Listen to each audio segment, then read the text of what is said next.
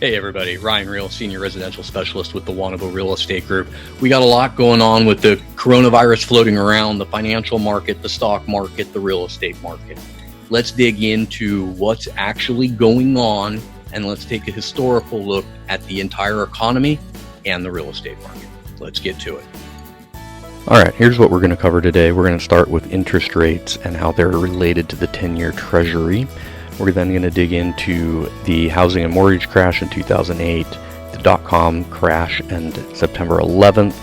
We're going to also then go into home equity and then potentials for a recession and how that's going to affect the housing market. We're going to talk about the recovery and what that would potentially look like, whether there are going to be distressed properties or not, and then mortgage payments as a percentage of income. That's going to give you the full picture of what's going on right now. All right, let's start with mortgage rates in the 10-year Treasury. For almost 50 years, the 30-year mortgage rate has moved right along with the 10-year Treasury. They basically have mirrored each other. As we're seeing the volatility in the stock market, we are seeing more people move money from the stock market into the bond market, basically into U.S. Treasury bonds. If we take a closer look at the right side of the graph, the most recent part, we're going to see that 14 to 17 days ago, we know that everybody expected the interest rates to drop even further when the Fed cut the interest rate. For the first time in history, the mortgage rates did not drop alongside with the 10-year Treasury rate. Once the volatility settles down, we're more than likely going to see the mortgage rates drop again. So if we take a closer look now at interest rates in the real world, the graph on the left is the 30-year fixed mortgage. March 5th was the historical low, 3.29%. Here's an example that's really important to you guys. Let's say that a buyer is going to qualify for a $1 million mortgage at a 3.5% interest rate. That's going to come out to be approximately a $4,490 per month mortgage payment. That buyer goes to sleep, they wake up the next day, and the interest rate's gone up 0.5%, so we've gone up to 4%. That same payment, same loan, now goes to $4,774 a month. That new mortgage amount, that's no longer $1 million. That just got dropped down to under $950,000. That's a big deal. That's a $50,000 loss in purchase power. That bumps people out of being able to buy a single-family home. So let's take a little bit of a historic view. Everybody remembers 2008, the housing and the mortgage crash. We need to take a look at the S&P 500 correction and the home depreciation during that time period. We need to also, more importantly, look at the underlying economy. So the S&P correction dropped 51%. That was a big hit to the actual economy. The home values, we had a home depreciation of approximately 20%.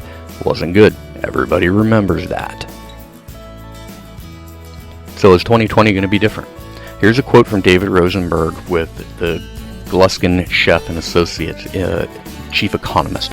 What 9/11 has in common with what is happening today is that this shock has also generated fear, angst, and anxiety among the general public.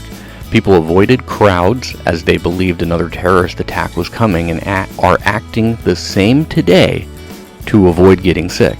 The same parts of the economy are under pressure. Airlines, leisure, hospitality, restaurants, entertainment, all consumer discretionary services in general. This is an event-based reaction today. The COVID-19 virus is an event-based reaction. This is not a systemic financial system issue. That's the key point.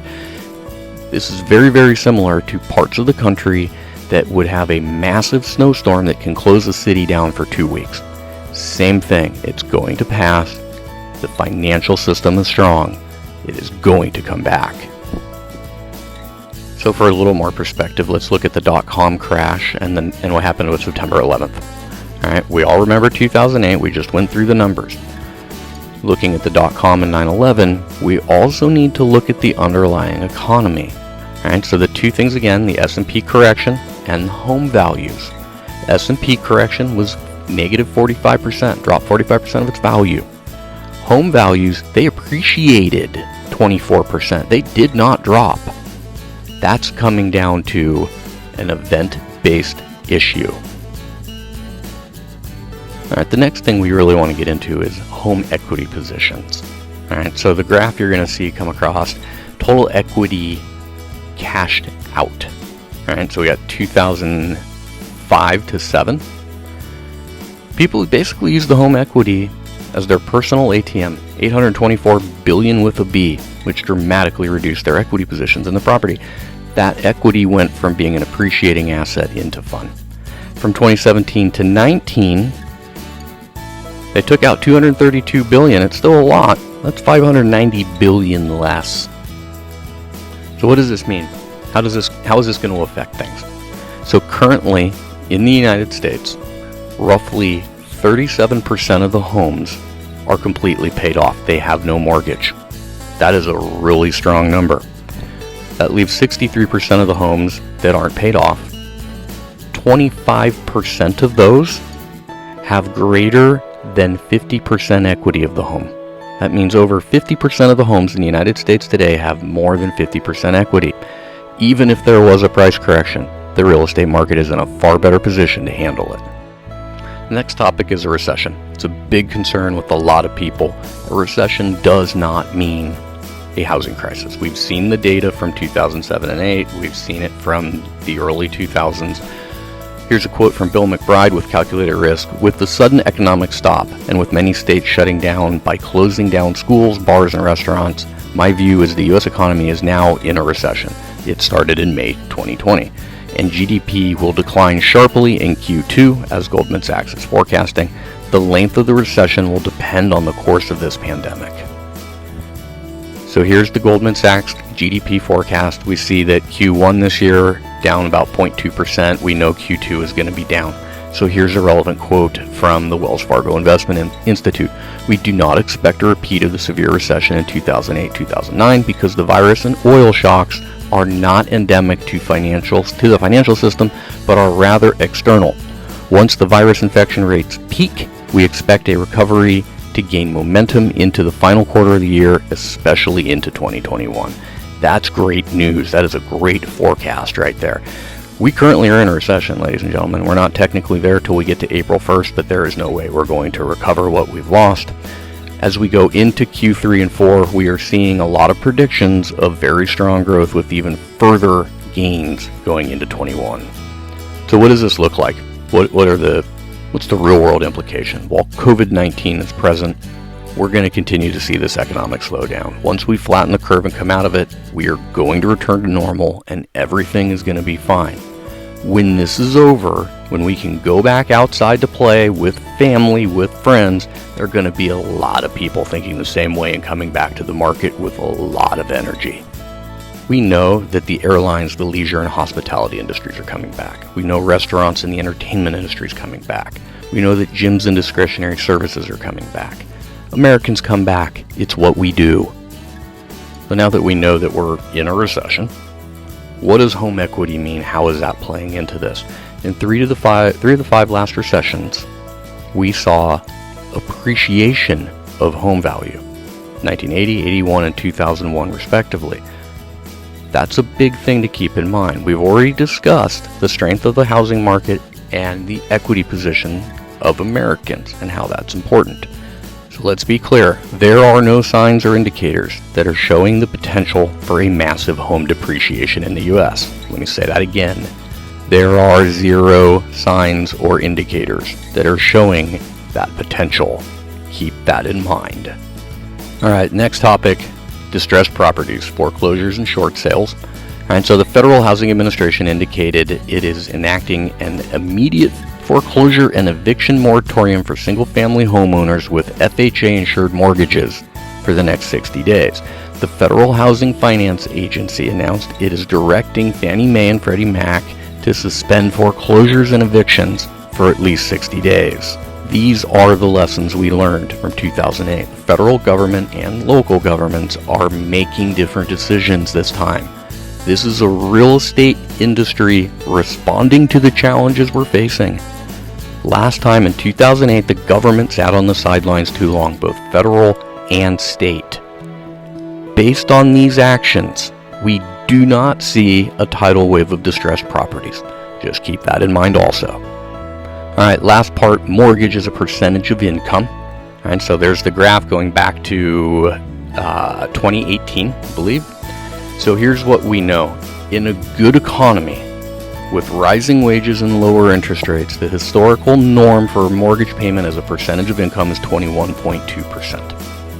Where we are currently today, 14.8%. That's a really big deal. That's a really big deal, and that's the discretionary income. 9 out of 10 homeowners, FHA, Freddie Mac, Fannie Mae, they're covered. The federal and local governments are ready to continue this protection, which is great. The fundamental differences between 2008 and today, here they are.